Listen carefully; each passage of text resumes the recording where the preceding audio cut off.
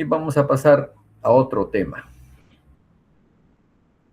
El gasto público, inversión en infraestructura versus subsidio. ¿Qué piensan ustedes de los subsidios, chicos? A ver, voy a preguntar a alguien. Voy a molestar al equipo 10. A ver, ¿qué dice Carvajal Santibáñez? Carvajal Santibáñez del Águila. ¿Ya vino Carvajal Santibáñez? El Todavía Águila. no, profesor. Todavía no, profesor. Ya muy tarde, ya son las 8, ya fue. Profesor, buenas noches. Ah, ya llegó. Sí, profesor, disculpe, lo que pasa es que había tenido un inconveniente en el trabajo y no le pude contestar en el momento. ¿Dónde trabajas tú, Nailín? Nailín, Sí, profesor. ¿dónde trabajas? Ahorita estoy trabajando en una empresa del área de administración, profesor. Ya. ¿Qué ha pasado con tu equipo, Nailín, que no ha presentado el trabajo? ¿Sabes algo? Nailín, Sí, profesor, ha habido una falta de coordinación ahí.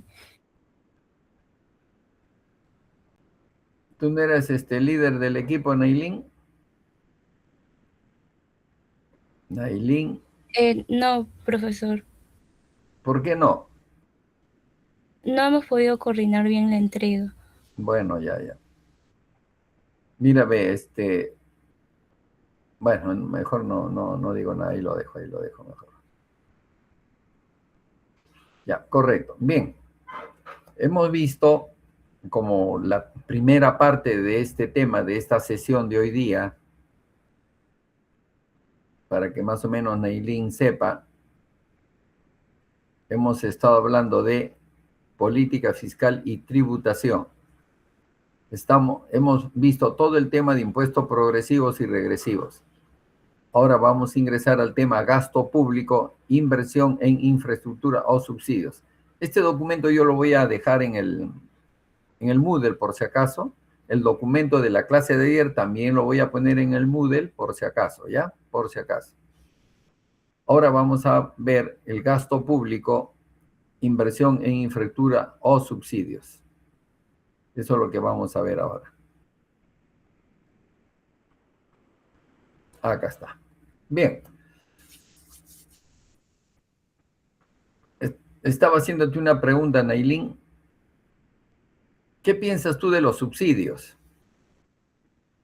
Nailín, Sí, profesor. ya, Bueno, ya te hice la pregunta.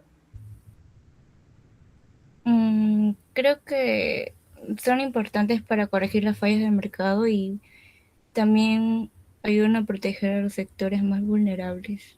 A ver, de nuevo, por favor, porque no te entendí. Te voy a decir, no te entendí bien. ¿Qué Creo que es me- importante para poder corregir las fallas del mercado y también ayudan a los sectores más vulnerables. ¿Estás segura tú de que los subsidios pueden corregir fallas de mercado? A ver qué me dice Jack del Águila.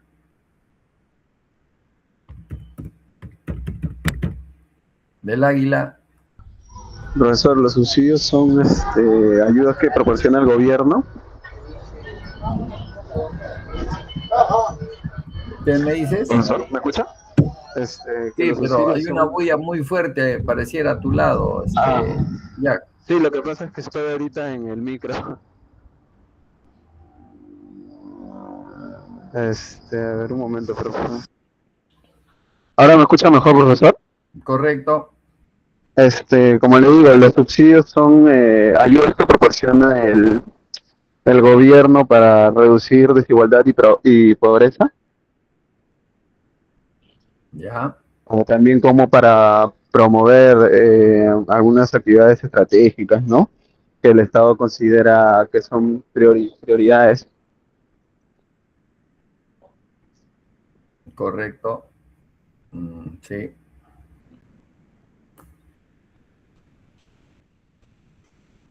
correcto. Correcto. Bien.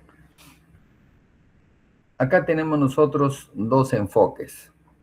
El gasto público lo dedicamos a inversión o lo dedicamos a subsidios, o a ambos. Acuérdense ustedes que yo todavía no les he hablado quiénes son los actores de la política económica. Todavía no les he, para nada les he hablado de los actores de la política económica. Acuérdense ustedes que los actores de la política económica son los que al final van a decidir si van a invertir en infraestructura o también van a dar subsidios a las personas, a las empresas, etcétera, porque los subsidios es no solamente lo que ustedes me acaban de mencionar. Los subsidios es muy amplio. Hablar de subsidios es bastante amplio. Cuando uno habla de subsidios, ustedes muy bien saben que el Estado da ayuda económica a la población. Puede ser dinero, puede ser exoneraciones también. Y ese dinero, esas exoneraciones, llamadas excepciones fiscales, son para las personas, son para las empresas, para algunos sectores, ¿no? Y la idea de los subsidios es tratar de reducir pues las desigualdades. Y tenemos, por ejemplo, pensión 65, tenemos beca 18, por ejemplo, ¿no? Muchas veces, la idea de los subsidios, ya hemos visto en el tema de techo propio. No sé si ustedes han escuchado eso, techo propio. Lo que hace el Estado es promover el bienestar social dando viviendas, por ejemplo, bastante cómodas. Yo conozco personas que hace muchos años atrás, será pues 8 o 10 años, pagaron 1.200 soles y les han hecho una pequeña casa de 35 metros cuadrados. ¿Ven? Al menos, esa es una... Sí, Astrid. Profesor, una consulta. En caso Dime. de reparación civil o indemnizaciones, ¿en qué clasificación estaría? Ya, eso ya no es subsidios, pues. Claro, no sería subsidio. ¿Cómo lo denomina el...? Claro, eso ya es no sé si tú has escuchado la palabra costas y gastos. Eso ya es... Ah, ok. A ver, muchas veces el Estado tiene que hacer una reparación civil y tiene que sacarlo de la caja fiscal, como se dice. Esas famosas reparaciones civiles, me dices tú, ¿no? Sí. Tiene, creo que un Reparet, que es es por caso de indemnización en el caso del terrorismo. Sé que existe eso, ¿no? En el Estado. Claro. Esas reparaciones civiles que tú hablas, Astrid, ustedes saben que son compensaciones económicas que se entregan a las personas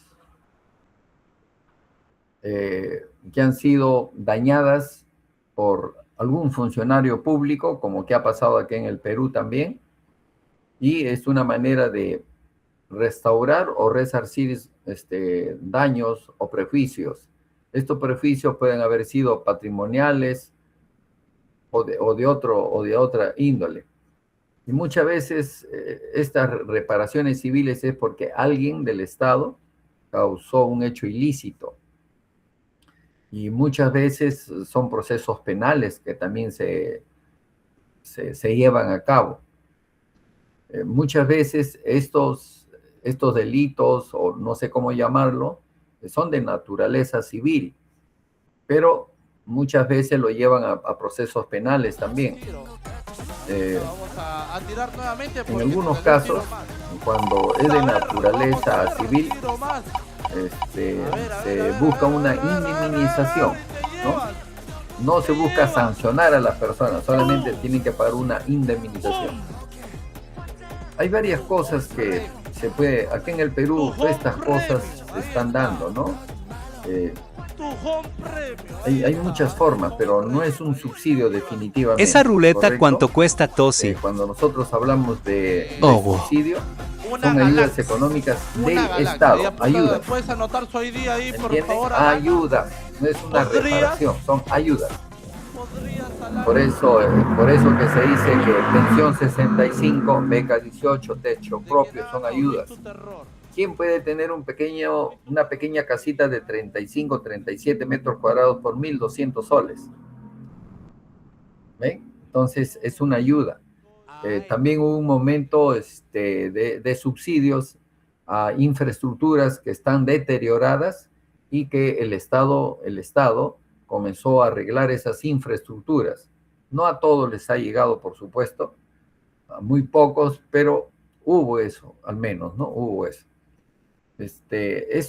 Por eso le digo que los subsidios, su característica es que no son reembolsables, por si acaso, ¿eh? O sea, tú tienes un subsidio, por ejemplo, beca 18. El Estado subsidia a la persona, hombre o mujer, que estudie en una universidad pública o privada, siempre y cuando tenga la nota aprobatoria de 14, si no me equivoco, sí, 14 para arriba, y entonces tú no tienes por qué devolver nada al Estado, pero te dedicas a estudiar, sales, te vuelves profesional, etc. Hay muchas formas de recibir subsidios del Estado, ¿no? Pero hay ciertas condiciones también. Por ejemplo, este subsidio de beca 18 es un subsidio, por supuesto. Las personas tienen que ganárselo por medio de concursos, ¿no? Concursos en los que les toman examen, todas esas cosas, y más o menos logran ganar estos beca 18 como cerca de 20.000 personas. Bueno, ahora tenemos problemas, pues, de presupuesto, ¿no? Que solamente hay presupuesto para 2.000 personas.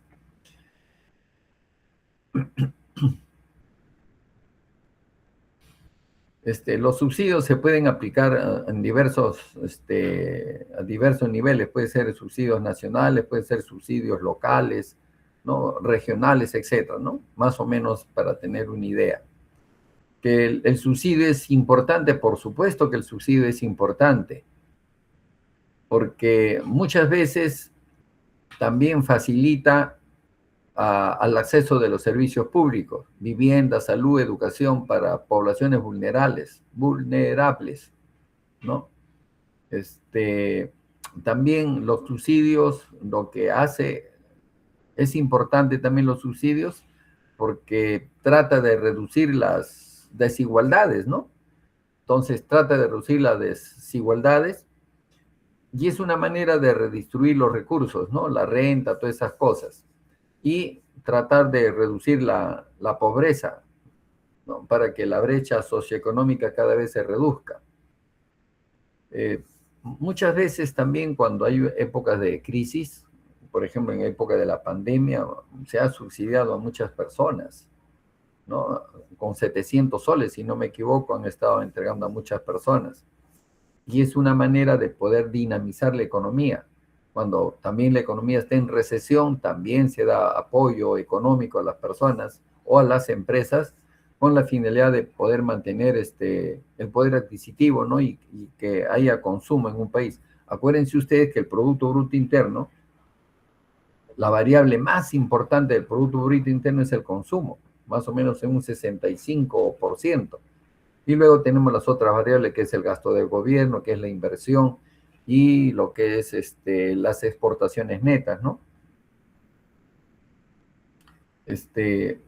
Los subsidios tienen ciertas características, por si acaso, fundamentales.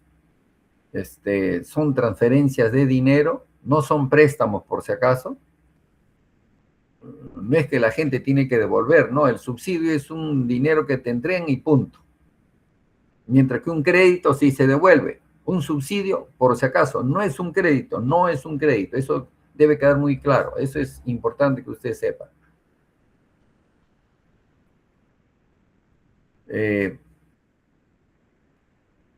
Otra forma de subsidios, ¿no? Es reducir impuestos. Esa es otra forma de subsidios también. Los países desarrollados muchas veces subsidian a la agricultura y sus productos que salen al mercado están subsidiados y cuestan tan barato que compiten con los productos de otras naciones y muchas veces las otras naciones pierden mucho. ¿Por qué? Porque los productos que vienen de afuera compiten en precios y la gente compra lo que está barato. Y eso es otra manera de que las empresas nacionales dejen de vender, dejen de producir hasta que al final quiebran, ¿no? Y la empresa extranjera que está vendiendo sus productos es el que se va a beneficiar. Y en ese caso, quien va a tener más el incremento de trabajadores va a ser en el exterior y el desempleo en nuestro país. Todas esas cosas uno tiene que analizar en política económica. Miren ustedes, estoy hablando de subsidios, pero también estoy hablando de otras cosas, ¿no?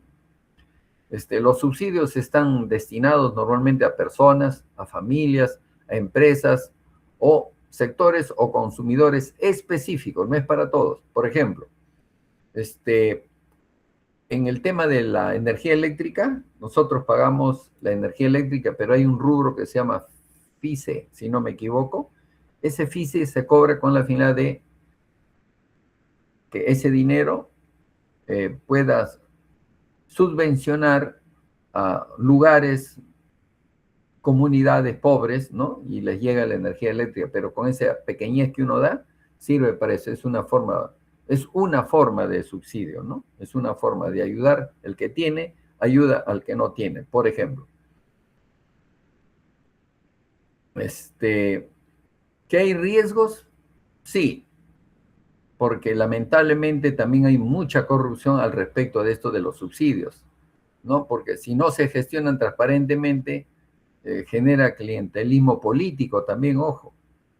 No es que la gente lo acostumbras al subsidio y ya la gente no trabaja. Entonces también hay corrupción y hay dependencia también con el subsidio, hay que tener mucho cuidado. Entonces, cuando uno mal acostumbra a los beneficiarios, no es bueno, ¿no? En algunos países desarrollados se subsidia cuando la gente pierde su trabajo, entonces se les da un dinero. Por 6 meses más o menos, comienzan a trabajar un mes, nuevamente dejen de trabajar y nuevamente 6 meses, etcétera, ¿no? Bueno, son temas que se dan en otros países, pero que también acá en nuestro país beneficia a algunos, ¿no? Pero la idea es que los subsidios benefician a muchos, a los que menos tienen definitivamente. Y acá hay todo un tema de lo que se denomina equidad y eficiencia. Entonces, aquí debe equilibrarse, por ejemplo, cuando se trata de subsidios, lo que debe equilibrarse es la eficiencia económica con la equidad social, ¿no? Que son dos temas importantes. Seguramente en Economía del Bienestar han hablado de estos temas también. Entonces, la idea es que el subsidio beneficie a los que más necesitan, ¿no? Y no a los que tienen grandes ingresos. Eso sí es lo fundamental de los subsidios, por si acaso, ¿no? Bien, entonces, continuando, ya hemos hablado bastante de subsidios, pero es bueno que ustedes sepan. Entonces, acá hay dos opciones cuando estamos hablando de política económica. En política económica tú tienes que decidir. Entonces dices, invertir en infraestructura o dar subsidios sociales. ¿Cuál es la ventaja? La ventaja del primero, de invertir en infraestructura, es el crecimiento de largo plazo y la productividad. ¿Cuál es el riesgo? La mala ejecución de esas inversiones y la corrupción. ¿Qué hay en el Perú? Sí, lamentablemente. Hay mala ejecución y hay corrupción con respecto a invertir en infraestructura. Hay toda una gama de información respecto a cantidad de infraestructura que en el país no se ha ejecutado y está paralizada esas obras. ¿Cómo es en el Perú? Aplicación al Perú. La infraestructura es clave, es verdad. La infraestructura, por ejemplo, carreteras rurales, agua y saneamiento, Internet y conectividad, que ese es uno de los grandes problemas que tenemos. Hay muchos lugares del Perú, costa inclusive, que no hay una conectividad y no hay Internet. Y la gente sufre. Muchas veces cuando hay problemas de transportes, hay mucha gente que no tiene Internet y hay que hacer las clases virtuales. Ustedes, por ejemplo, yo estoy sentado acá en mi mesa, estoy en mi escritorio, tengo mi laptop, estoy haciendo la clase. Muchos de ustedes han escogido querer llevar el curso de noche, pero veo que muchos de ustedes trabajan y seguramente están llevando el curso por su celular. No sé si es fácil hacerlo por el celular. Yo no puedo.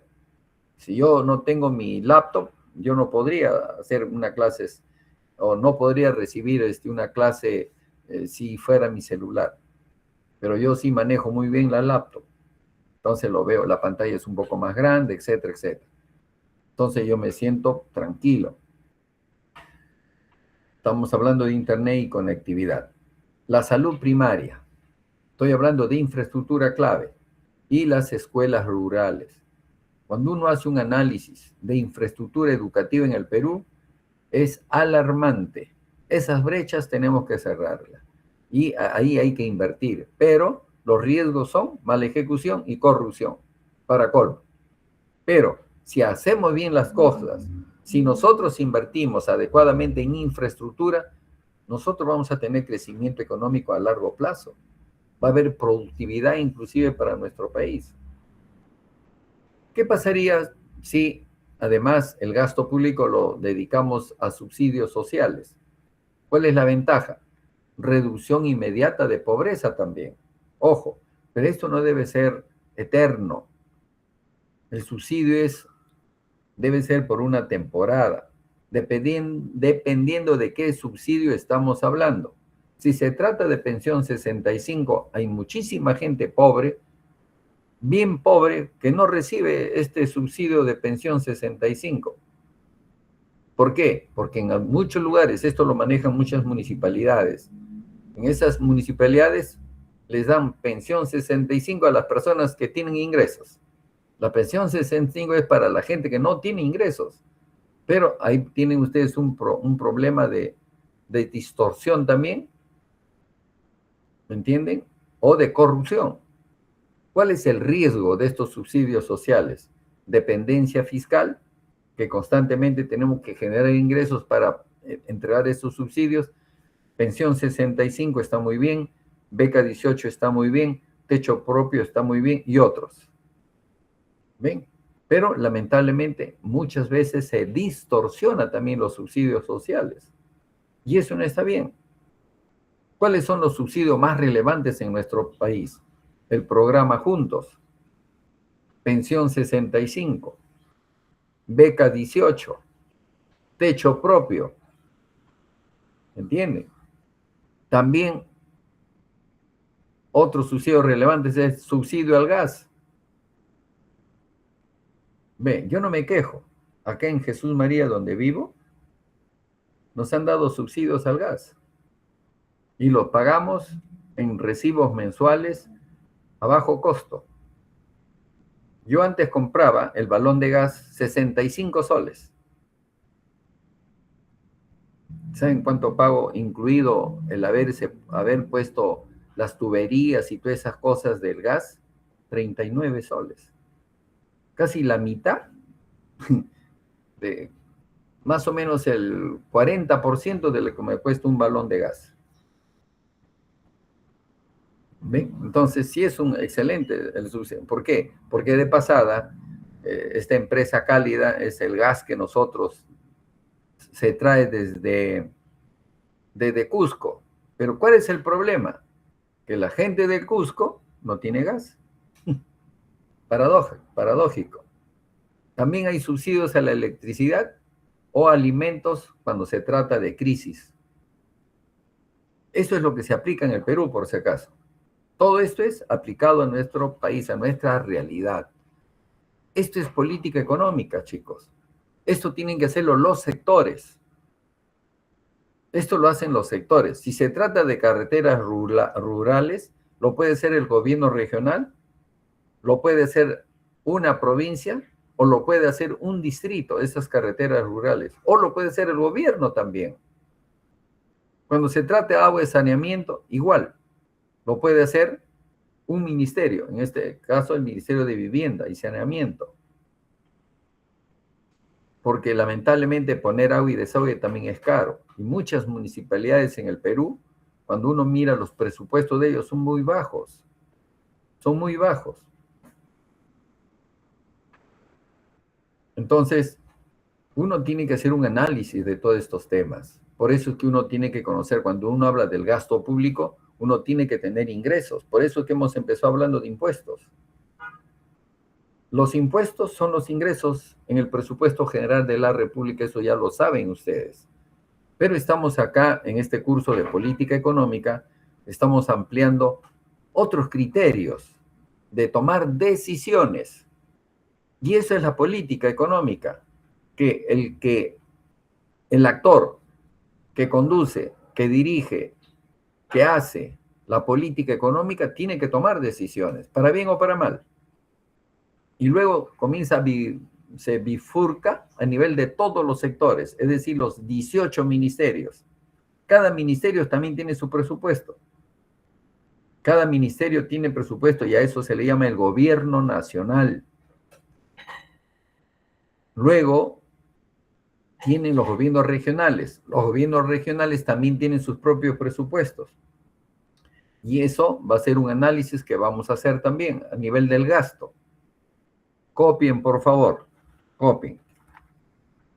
El primero ha sido cómo luchar contra la evasión e ilusión tributaria, que es la primera parte del curso de hoy día. La segunda parte es el gasto del presupuesto general de la República año 2026 a nivel de gobiernos regionales, gobiernos locales y gobierno nacional. Entonces, lo que yo deseo es información. El total del presupuesto general de la República. Luego, ¿a cuánto asciende el presupuesto del gobierno nacional? ¿A cuánto asciende el presupuesto de los gobiernos regionales? ¿Y a cuánto asciende el presupuesto de los gobiernos locales? En grueso. Luego, vamos a analizar el presupuesto de los gobiernos regionales. Son 25 gobiernos regionales. Eso va a ser una tarea que lo van a hacer ustedes. Entonces, presupuesto del gobierno nacional, presupuesto de los gobiernos regionales, presupuesto de los gobiernos locales. Primero, los montos totales. Y luego, ustedes van a trabajar los presupuestos a nivel de gastos. Ojo, a nivel de gastos, y hay dos tipos de gastos.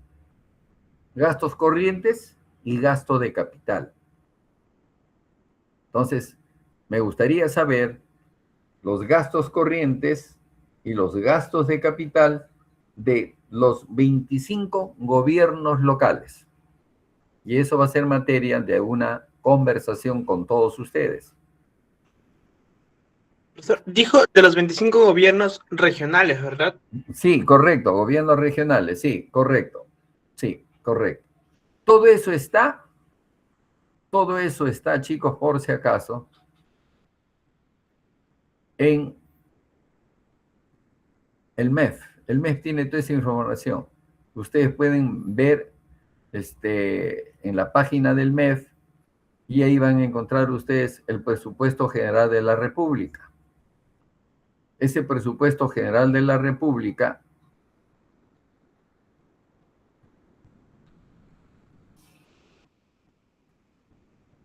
a ver, un momento, creo que yo inclusive he tenido que sacar toda la información para tener el presupuesto general de la República, porque es una información muy valiosa. Necesitamos conocer cómo funciona, en qué gastamos el presupuesto general de la República. El presupuesto general de la República tiene varios anexos, por si acaso. Revisen los anexos. Es fundamental y es importante que ustedes conozcan eso. Bien, continuamos entonces. ¿Han visto ustedes el gasto público? Hemos discutido un poco de lo que es la inversión en infraestructura y lo que es subsidios. Cuando yo hablo de inversión, cuando uno ve el Producto Bruto Interno, ustedes ven ahí, hay un rubro que es inversión. Esa inversión, en términos macroeconómicos, se llama formación bruta de capital, eso lo saben ustedes. Y la formación bruta de capital es igual, también ustedes lo saben, a la formación bruta de capital fijo más variaciones de existencia, ¿no es cierto? Eso lo saben ustedes por teoría. Lo que a nosotros nos interesa es, vuelvo a repetir, de los gobiernos regionales, es sus gastos corrientes y sus gastos de capital. Se supone que sus ingresos, y ahí viene el tema, la importancia de la descentralización, miren ustedes. Se supone que la ley de descentralización fue crear los gobiernos regionales, descentralizar para que ellos puedan ayudar al gobierno nacional a ejecutar obras, las que aparecen acá en esta diapositiva de color amarillo, el rectángulo dice infraestructura clave. Eso es lo que tienen que hacer. Cuando es un buen político y tiene emoción social, el político, no interesa de qué partido político, pero cuando hay emoción social, invierte los pocos recursos que tiene en estos temas. ¿Qué distrito o qué provincia no se va a sentir bien, me refiero a las personas, cuando su alcalde o su gobernador regional hace obras? Y esas obras son tangibles y sirven. Tú abres el caño, sale agua. Vas al hospital y te atienden. Vas, observas que hay un canal de riego, todos los regantes, o sea, todos los agricultores reciben agua, etc. Entonces, funciona bien. Eso es cuando los impuestos se redistribuyen adecuadamente. Es fácil decirlo. Cuando uno está en el mundo real, chicos, uno tiene que formular proyectos de inversión públicos. Seguramente con el profesor Jiménez, él les explicó un poco de lo que es la inversión pública, Invierte P. Es todo un mundo Invierte P. Aprendan ustedes, Invierte P. Da muchos réditos por si acaso. Es importante que ustedes sepan esas cosas. Así como manejar el tema de abastecimiento, manejar el presupuesto de tesorería, manejar Invierte P, todo eso tiene que ver con la gestión pública, por si acaso. Bien, continuamos. Una pregunta. Si tienes presupuesto limitado, repito, si tienes presupuesto, esta es una pregunta, copien esa pregunta, por favor. Si tienes presupuesto limitado, ¿priorizarás carreteras o programas sociales? ¿Por qué? A ver, chicos, voy a dejar de presentar esto y vamos a conversar un poco. A ver, soy Cargoso y voy a continuar con el equipo 10.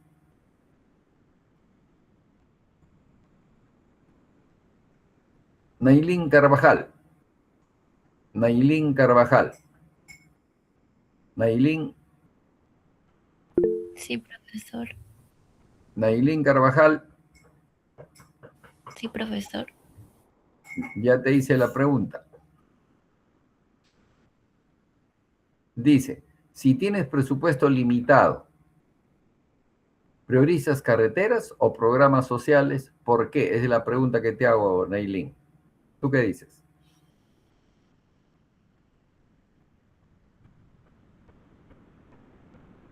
Nailín.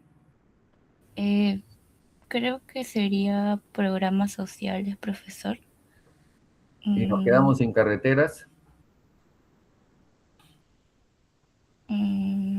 Paradójico, ¿no, Nailín? A ver, imagínate que tú tienes un presupuesto limitado en casa y tú tienes dos cosas, vacaciones y alimentos. ¿Qué priorizas? Nailín. Alimentos. Sí, dime, te dije dos cosas. Tú tienes un presupuesto limitado y tienes dos variables, vacaciones y alimentos. ¿Qué priorizas? Alimentos. Correcto, ¿te das cuenta? Ahí no puedes decir vacaciones, porque si te vas de vacaciones ya nunca vas a gastarte toda la plata y ya no vas a poder alimentarte, ¿cierto? Bien. Sé un poco más práctica, Nailin. Acá dice, ¿priorizas carreteras o programas sociales? A ver, intenta ahora reflexionar un poco más. ¿Qué pasa? A ver, aprende un poco de lo que decía microeconomía, restricción presupuestaria, o en finanzas públicas, restricción presupuestaria. ¿Qué pasa cuando uno tiene restricción presupuestaria, Nailin?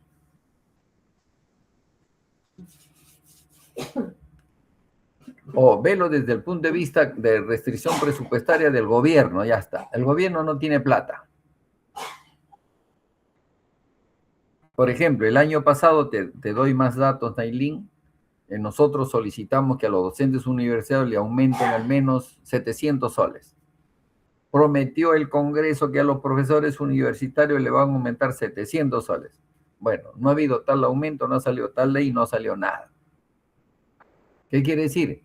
Que hay restricción presupuestaria para algunos, pero para los congresistas sí hay, porque en el Congreso sobró plata y han repartido para los trabajadores cerca de 60,000 soles. Para los congresistas, una cantidad de dinero superior a lo que ganan mensualmente. Es decir, como sobró plata, ellos se lo han repartido como gasto corriente. ¿Ven? Entonces, es tremendo esto, Nailin. Nailin. Sí, ¿Me profesor. escucha? Sí, ahora sí. ¿Qué más? Estás en el 10º ciclo, Nailin. ¿Has llevado finanzas públicas, Nailin? Sí, ¿Has llevado macro 1? sí, profesor. ¿Has llevado macro 2? Sí, también. ¿Has llevado econometría 1, econometría básica, econometría intermedia? ¿Has llevado macrodinámica? ¿Has llevado economía del bienestar? ¿Has llevado micro 1? ¿Has llevado micro 2? ¿Has llevado teoría monetaria? ¿Has llevado finanzas públicas, negocios internacionales? ¿Has llevado teoría del desarrollo, etcétera? Entonces, te estoy haciendo una pregunta bastante fácil, Nailin. Y la pregunta es, si tienes presupuesto limitado, ¿priorizas carreteras o programas sociales? ¿Por qué? Es la pregunta. Ya más o menos te ayudé en el sentido de que si estamos en un contexto de restricción presupuestaria, que es muy recurrente en el Perú, porque hay una baja presión tributaria, tú lo sabes, una alta informalidad, ciclos económicos muy volátiles.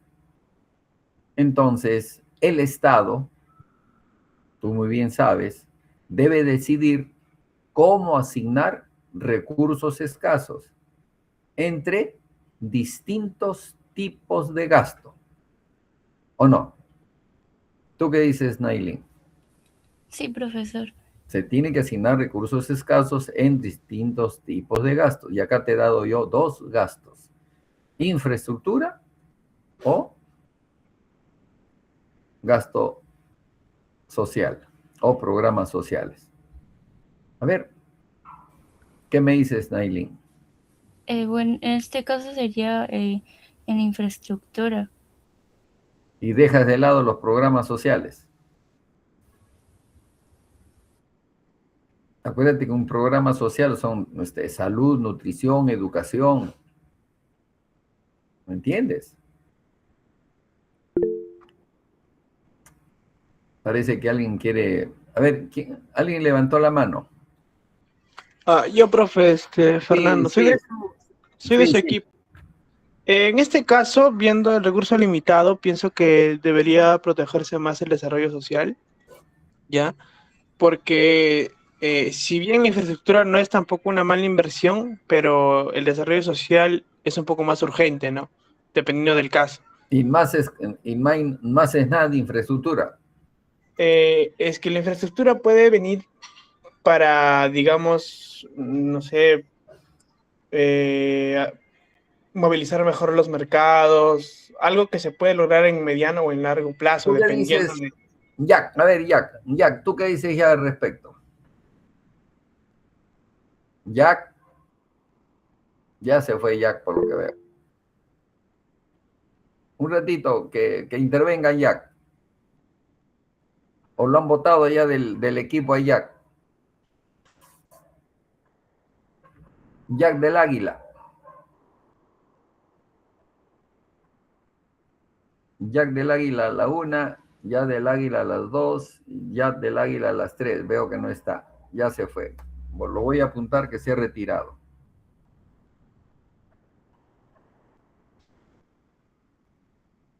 Creo que estaba en el ómnibus, creo que dijo no, Luis Fernando Silva.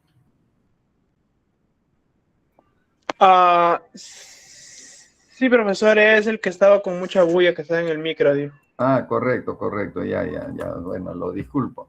Ahora sí, Astrid, dime, a ver, dime, Astrid. Lo que pasa, profesor, ante esa pregunta sucede un tema de prioridad. Como hay una minimización del presupuesto, eso implica que el Estado tenga menor capacidad de ejecutar planes a largo plazo. Y al menos considero que la ejecución de carreteras implica un plan a largo plazo, pues porque no sucede mayormente ni a corto plazo, siempre está en ejecución de mediano a largo plazo, como dijo mi compañero Fernando. A ver, Entonces, sí tendría que priorizarse los programas de salud, los programas de educación, porque son prioridad, ¿no? Porque eso también son programas que tienen un alcance para los sectores de la población más vulnerables.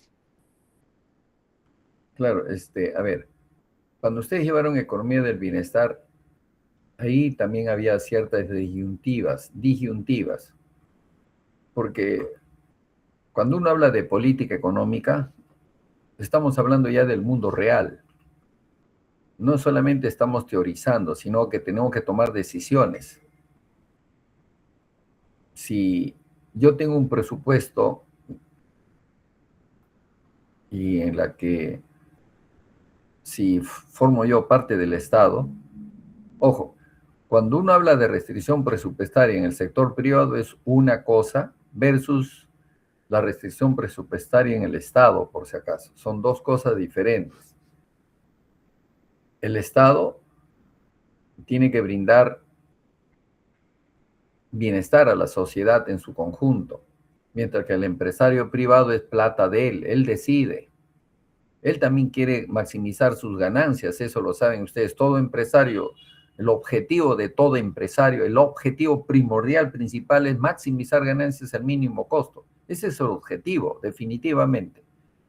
Pero cuando se trata del Estado, ya hay restricción presupuestaria, limitado presupuesto, hay que decir, desde ese punto de vista, el Estado tiene que decidir cómo asignar esos recursos escasos. No puede dedicar todo a programas sociales, tiene que diversificar acá. Una parte a infraestructura, o sea, inversiones en infraestructura, y otra parte en gasto en programas sociales. ¿Por qué? Porque con esos gastos en programas sociales, que es salud, nutrición, educación, etcétera, también está ayudando. ¿Por qué? Porque también tenemos una informalidad muy alta acá en el Perú. Tenemos pobreza extrema muy alta también en el Perú. También tenemos pobreza. Entonces, el político tiene que pensar de esa manera también.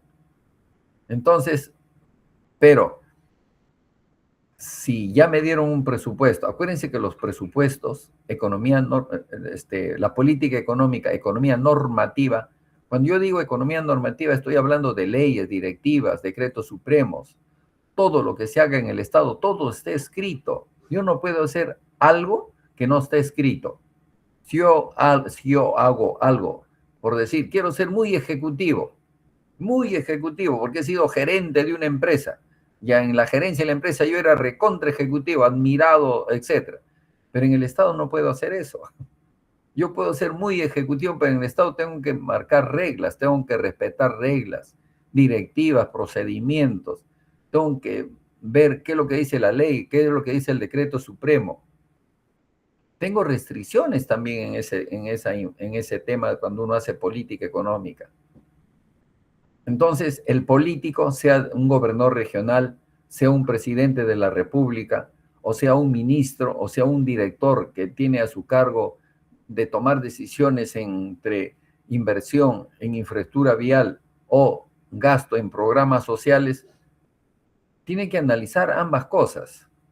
Y entre ambas tiene que priorizar. Hago una carretera rural y hago un programa social, por ejemplo. Claro, la gente no se va a sentir satisfecha de ninguna manera. Nunca hay satisfacción, nunca. La gente no va a estar satisfecha. Por ejemplo, si hace un canal de riego, el canal de riego llega hasta un lugar determinado y no llega a mi chacra, por decir, no llega a mis cultivos. Yo me molesto. ¿Por qué no llego hasta acá? ¿Por qué solamente llego hasta allá? Posiblemente hubo restricción presupuestaria, o hicieron el proyecto hasta un lugar determinado por algunos intereses. Entonces, yo tengo que pensar mal también. ¿Entiende? Entonces, hay muchas cosas de por medio que uno tiene que hablar y analizar. Me imagino que el profesor Magallanes en algún curso siempre les ha hablado de inversión pública. Y hay una palabra que se llama programación multianual de inversiones. Todo el gobierno nacional, los gobiernos regionales y los gobiernos locales, obligatorio, tienen que tener su programa multianual de inversiones. Ahí se registran los proyectos a nivel de ideas, los que están ejecutándose, los expedientes técnicos, los que se están formulando, etc.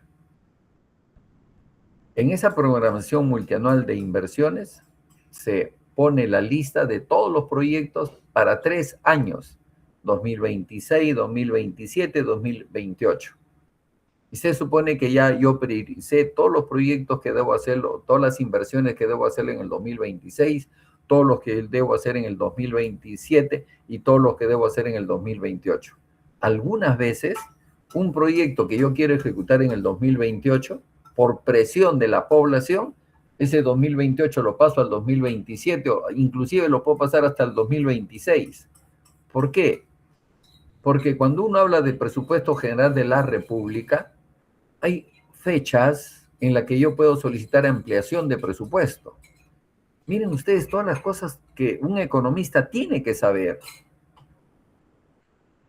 Un economista muchas veces se especializa en todo lo que relaciona a los presupuestos. Otros se especializan en abastecimientos. Otros se especializan en inversiones. Otros en tesorería, etcétera, etcétera, etcétera. Pero tenemos un mundo, los economistas, en el Estado en la que nosotros podemos trabajar. Muchos egresados trabajan en la administración pública, muchos en lo que son inversiones. Otros están como directores en ejecución en la formulación de proyectos de inversión, otros están en el PMI, otros están en el área de cómo cerrar las brechas, etcétera, etcétera. El mundo de las inversiones es amplísimo. Invierte pesa amplísimo. Es un mundo en el que cuando uno aprende, vuelvo a repetir, eso da réditos por si acaso. Y son bien buscados cuando uno hace bien las cosas definitivamente. Entonces, a esta pregunta que yo les he hecho a ustedes, si tienes un presupuesto limitado, ¿priorizas carreteras o programas sociales? La pregunta es ¿por qué? Entonces, el político o el especialista o el técnico muchas veces decide una cosa, pero la parte política decide otra. Es decir, muchas veces la parte política prima ante lo técnico. Lamentablemente en el sector público es así. Eso también tienen que conocer ustedes. Entonces, hago mi carretera rural, pero también puedo arreglar la posta de salud, ¿no? Para que si esa posta así inundada, yo puedo invertir en esa posta. Claro, posiblemente si yo soy el alcalde no me corresponde, pero les puedo ayudar poniendo carpas para que funcione esa. ¿Por qué? Porque eso le corresponde al sector salud, es decir, otro sector.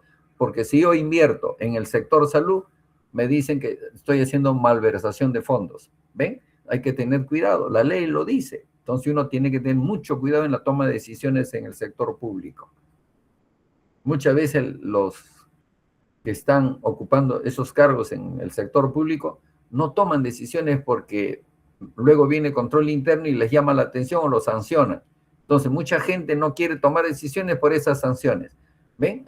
Entonces uno tiene que conocer a fondo todos estos temas, por eso se llama economía normativa. Esa es la política económica. En este caso, creo que la solución, chicos, siempre es, tengo que diversificar, invertir un poco en infraestructura e invertir en gastos de programas sociales. ¿Cuál es la pregunta que nosotros debemos hacernos? ¿Cuál es la pregunta que nosotros debemos hacernos? No solamente nosotros tenemos que generar crecimiento, sino tenemos que hacernos la siguiente pregunta. ¿Qué es más efectivo para el desarrollo y la reducción de la pobreza en el corto y en el largo plazo? ¿Qué es lo más efectivo para el desarrollo y la reducción de la pobreza en el corto o en el largo plazo? Esa es la pregunta que debo hacerme también. Y eso nos lleva a varios argumentos. ¿Cuál es el argumento de si es que yo decido priorizar carreteras? Por ejemplo, ¿cuál sería el argumento si yo priorizo a favor de las carreteras? Entonces yo me hago la siguiente pregunta. ¿Qué impacto tendrá el hacer la carretera sobre el crecimiento económico? Entonces, esta inversión en infraestructura vial, ¿qué es lo que voy a lograr? Voy a reducir costos de transporte, por un lado. Lo que voy a hacer con esa carretera es integrar los mercados regionales o locales. Y un tercer impacto es mejora la competitividad de sectores como la agricultura, la minería o el comercio. ¿Por qué? Porque tengo carreteras. Si no tengo carreteras, ¿cómo saco los productos hacia el mercado, por ejemplo? Imagínense que existan carreteras llamadas trochas. Pero si yo arreglo esas trochas, les pongo los asfalto, lo pongo bonito, etc., entonces los carros que circulan por esos lugares se van a conservar más tiempo. Las llantas no se van a gastar rápidamente, van a demorar. Entonces es un ahorro también para esa persona que tiene un carro, tiene un camión. ¿Ven? Hay muchos temas que hablar. En el Perú, la geografía es accidentada, ustedes lo saben perfectamente. ¿Y qué pasa con la conectividad? Igual. Está totalmente, en lo que es en conectividad, estamos muy bajos. A pesar que actualmente compiten varias empresas de Internet. Tenemos Entel, tenemos Vitel, tenemos Win, tenemos Telefónica, tenemos Claro. No sé si me olvido de alguno, no lo sé. Pero, ¿qué es lo que pasa? No llegan a provincias. Todos están centralizados casi en la costa o parte hasta ciertos metros de nivel del mar, hasta 2000 metros más o menos. La conectividad, por ejemplo, es totalmente desigual en nuestro país.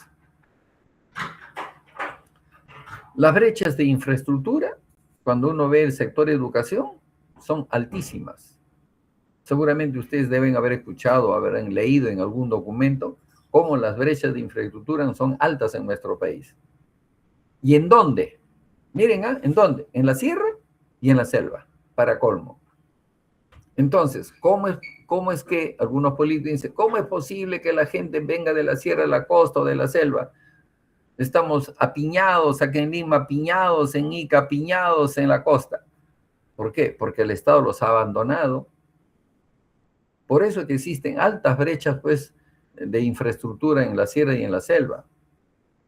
Y cuando uno lee los documentos de la CEPAL, del Banco Mundial, por ejemplo, ahí muestran que la infraestructura de transporte tiene un impacto positivo sobre el Producto Bruto Interno de cualquier país. Y además la productividad mejora. Miren ustedes cómo es que estos argumentos de priorizar carreteras nos lleva a hablar lo que acabo yo de mencionarles a ustedes. Este hecho de hacer carreteras, ¿cuál es el efecto que va a generar en el largo plazo? Por eso que los economistas tenemos que pensar, no somos políticos, somos economistas, somos especialistas en la materia. Entonces, nosotros como especialistas a los políticos que no conocen de economía, tenemos que explicarles todas estas cosas que estamos hablando. El efecto a largo plazo, las carreteras, generan beneficios persistentes en el tiempo. Yo recuerdo un lugar que está ubicado a 420 kilómetros de la Panamericana Sur. Yo visitaba ese lugar, iba con mi carro, y era una trocha. Yo iba despacito con mi carro con temor de que la llanta se me reviente, etcétera, etcétera, etcétera. Y el traslado desde la pista hasta el fondo donde está el distrito me demoraba. Pero pasa el tiempo, han hecho una carretera.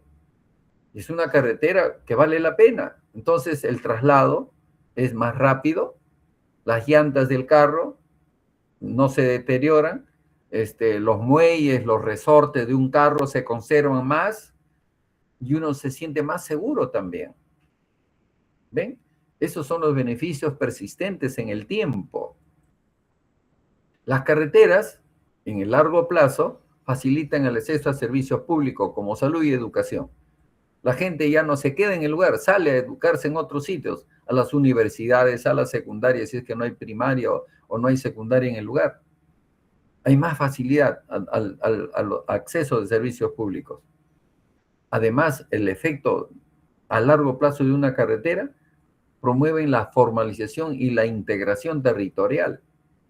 Por ejemplo, cuando uno va a Yauyos, Yauyos como provincia de Lima tiene 33 distritos, tiene Yauyos. ¿Acaso se intercomunican? No hay una integración territorial. ¿Por qué? Porque hay que pasar por Cañete, ir hasta la zona de Mala, subir por Calango y uno recién llega al otro distrito de la provincia de Yauyos. O sea, que no hay una integración territorial a nivel de lo que es carretera, por ejemplo, no lo hay. Y eso no es bueno. Por ejemplo, en la provincia de Cajatambo hay un distrito que se llama Huancapón, hay un río que se llama Gorgor. Desde Huancapón hasta, ojo, estoy hablando de Cajatambo, ¿eh? Cajatambo es un distrito que está al noreste de Lima, al noreste de Lima. Está el distrito de Huancapón. La gente para movilizarse de Huancapón hasta la capital de Cajatambo se demora 5 horas y media. 5 horas y media. Un alcalde del distrito de Huancapón habló con algunos especialistas y estos especialistas le dijeron, oye, ¿por qué no hacemos una carretera? Hagamos una carretera desde Huancapón hasta un lugar llamado Palpas, algo así más o menos. Y ya no se va a demorar desde Huancapón hasta la capital, ya no se demoran 5 horas y media. Demora 2 horas y media. Entonces ya te quitaste 2 horas menos. O 3 horas menos te has quitado. Entonces, una carretera integra un territorio y facilita el acceso a la capital. Ya no en 5 horas y media, sino en 2 horas y media. Giancarlo supo 6. Espero ese pack especial para Toretto por las semillas mínimo Ross. Uy, yo Claro. también veo. ¿Qué es lo que sucede acá? Yo también veo. También hay limitaciones también. Puede ser o no puede Los ser, yo también efectos veo. redistributivos no son inmediatos y pueden concentrarse en zonas o sectores que relativamente pueden ser dinámicos si no se acompaña de políticas complementarias. Cuando se Chicos, quiso hacer escriben esa la palabra carretera de semilla Huancapón para hasta ingresar ese al lugar llamado sorteo. Palpas, por ejemplo, De una vez, chicos, las envíen empresas la mineras palabra que estaban semilla cercanas para dijeron, yo ingresar al quiero ayudar. sorteo. yo les doy martillo. El pueblo, que son de agricultores, decían, nosotros ayudamos deshiervando. El alcalde decía, ya, yo pongo el petróleo. El gobierno regional dice, ya, yo pongo el tractor. Miren ustedes. Todos unidos por el pack de rock. Miren ustedes cuando hay interés y cuando hay alguien que conduce y tiene las ideas, ¿no? Ese es el efecto de una carretera en el corto y en el largo plazo. Claro, pero hay que ver ahora los argumentos a favor de priorizar programas sociales. Tampoco hay que quedarnos, no nos vamos a quedar. ¿Cuál es el impacto inmediato de pobreza y desigualdad respecto a este tema de priorizar programas sociales? Por ejemplo, el programa Juntos, Caliwarma, Pensión 65. Reducen la pobreza monetaria en el corto plazo. Pobreza monetaria. A ver, apunten esa palabra. Pobreza monetaria. Pobreza monetaria. Además, atenúan la vulnerabilidad sobre el tema de pandemias, inflación, desastres naturales, etcétera, cuando uno prioriza programas sociales también. Definitivamente, con estos programas sociales, Caliwarma, por ejemplo, mejoran el capital humano, en lo que es la nutrición, lo que es la asistencia escolar, etcétera. En nuestro país, más del 20%, ojo, es pobre. Y cerca del 30% es vulnerable, por no decir extrema pobreza. Por lo que este tipo de gasto de priorizar en programas sociales tiene una altísima rentabilidad social inmediata. ¿Ven? O sea, no hay que dejar de lado tampoco los programas sociales. ¿Por qué? Porque uno tiene que conocer, el economista tiene que conocer esta información. Más del 20% de la población es pobre y cerca del 30% es vulnerable. ¿Ven? Entonces, el político tiene que tener emoción social también, por si acaso. No es cosa de que yo quiero ser presidente, yo quiero ser congresista, yo quiero ser senador, yo quiero ser alcalde. Claro, muchas veces quieren ser eso para simplemente corromperse en el lugar. Qué pena que cuántos presidentes, gobernadores regionales están en la cárcel. ¿Ve? La corrupción. ¿Cuál es, para terminar, chicos, cuál es la evidencia para el Perú? Antes que no se olviden, ojo, acá hay 3 temas. El primero es cómo luchar contra la evasión y elusión tributaria. 1. 2. El gasto del presupuesto general de la República para del año 2026 a nivel de gobierno nacional, regional y local, y luego gasto corriente, gasto de capital de los gobiernos regionales. Y luego, ¿qué es pobreza monetaria? Son 3 temas que tienen ustedes, ya yo les voy a poner en el Moodle cuando lo van a presentar, ¿correcto? Bien, continúo para ver estas evidencias de lo que está pasando en el Perú. Vamos a evaluar el impacto de lo que acabo yo de mencionar. Juntos, por ejemplo, el programa Juntos, es un programa en que se ayuda a las personas y que le entregan cada 2 meses como 200 soles. ¿Pero qué se les exigía a la mamá y al papá? Se les exigía primero que la mamá, si está gestando, tiene que ir a la posta de salud a hacerse ver. Y si tiene hijos, tiene que haber asistencia escolar de esos niños y tiene que ser, y el colegio, daba la información. Es decir, tenía que haber asistencia escolar y tenía que haber controles de salud de las mamás. ¿Me entienden? Miren ustedes este programa Juntos y la obligatoriedad de que los papás tienen que enviar a sus hijos a estudiar y la obligatoriedad de las mamás y de los controles de salud. Pensión 65, redujo pobreza extrema en adultos mayores, por si acaso. Por eso dice pensión mayores más de 65. La desnutrición crónica infantil también cayó en regiones con fuerte intervención social. Eso es importante. Como ustedes ven, estos efectos que les estoy mencionando son importantes. ¿Por qué? Porque nosotros sabemos que hay alta informalidad en nuestro país, donde el crecimiento económico no se traduce automáticamente en bienestar. No, eso demora, acuérdense ustedes. También hay que ser conscientes en lo que yo estoy mencionando. Bien, chicos, yo creo que el tiempo nos va a ganar. Mañana continuamos. Nos hemos quedado en este tema, esta pregunta interesante que les he hecho, pero que tiene muchas cosas que decir. La pregunta fue, si tienes presupuesto limitado, ¿priorizas carreteras o programas sociales? ¿Por qué? Ahí nos hemos quedado. Mañana lo terminamos en unos 5 o 6 minutos esta pregunta y otras que todavía ha quedado en el tintero. ¿Ya? Bien, chicos.